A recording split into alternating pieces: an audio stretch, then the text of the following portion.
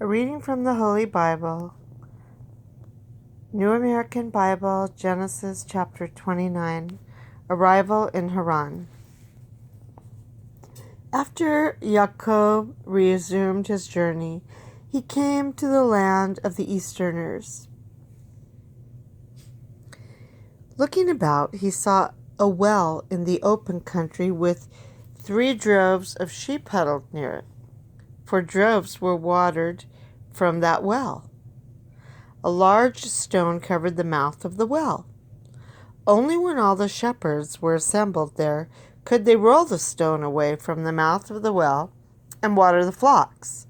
Then they would put the stone back again over the mouth of the well. Yaakov said to them, "Friends, where are you from?" Then he asked them, "Do you know Laban, son of Nahor?"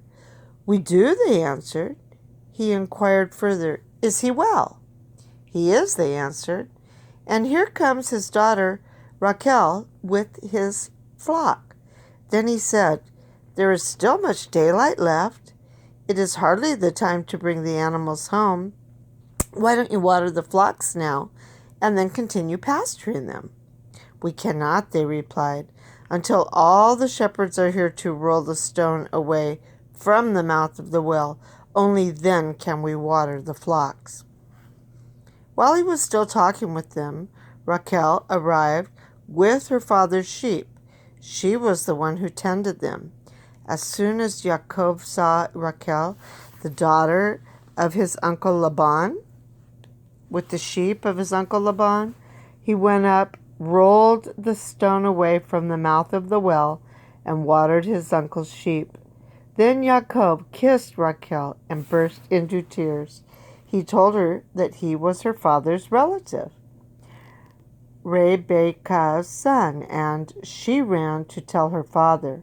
When Laban heard the news about his sister's son Yaakov, he hurried out to meet him. After embracing and kissing him, he brought him to his house. Yaakov then recounted to Laban all that had happened, and Laban said to him, "You are indeed my flesh and blood." Marriage to Leah and Rachel. After Yaakov had stayed with him a full month, Laban said to him, "Should you serve me for nothing just because you are a relative of mine? Tell me what your wages should be." Now Laban had 2 daughters. The older was called Leah, and the younger Rachel. Leah had lovely eyes, but Rachel was well-formed and beautiful. Since Yaakov had fallen in love with Rachel, he answered Laban, "I will serve you 7 years for your younger daughter Rachel." Laban replied, "I prefer to give her to you rather than to an outsider. Stay with me." So Yaakov served 7 years for Rachel. Yet they seemed to him but a few days because of his love for her. Then Yaakov said to Laban, "Give me my wife that I may consummate my marriage with her, for my term is now completed."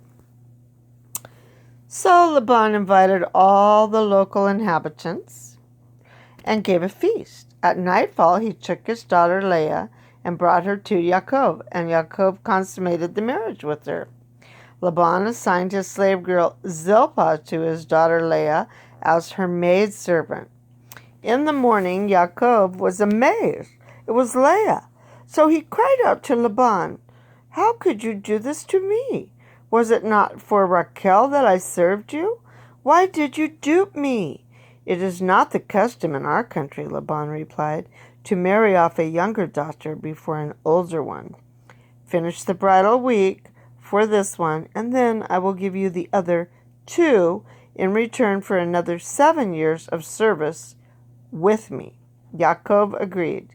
He finished the bridal week for Leah, and then Laban gave him his daughter Rachel in marriage.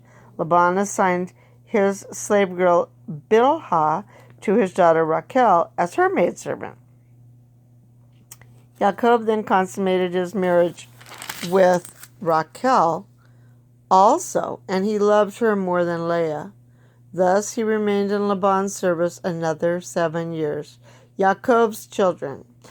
When the Lord saw that Leah was unloved, he made her fruitful, while Rachel remained barren. Leah conceived and bore a son, and she named him Reuben, for she said, "It means, the Lord saw my misery. Now my husband will love me." She conceived again and bore a son, and said, "It means, the Lord heard that I was unloved, and therefore he has given me this one also. So she named him Simeon. Again she conceived and bore a son, and she said, "Now at last my husband will become attached to me, since I have now borne him 3 sons." That is why she named him Levi. Once more she conceived and bore a son, and she said, "This time I will give grateful praise to the Lord." Therefore she named him Judah. Then she stopped bearing children.